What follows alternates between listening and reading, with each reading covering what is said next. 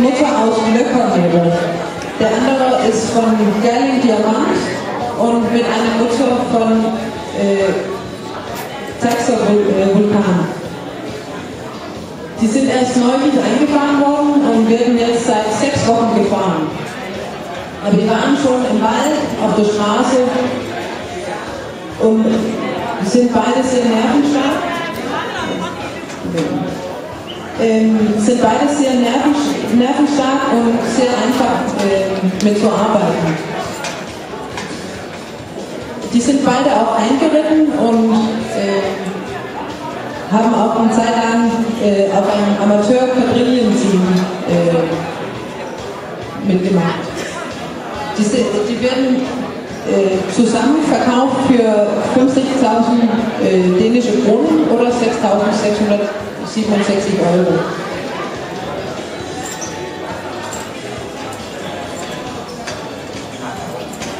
So we have Odin and Thor in the ring. They are both Norica, which is an Austrian Holblatt breed.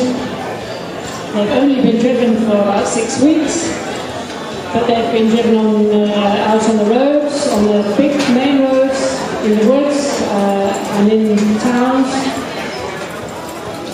All this time they've been very relaxed, not too bothered about anything, easy to work with, and there haven't been any problems with them driving at all. Both of the horses are ridden and have been in an amateur quadrille team.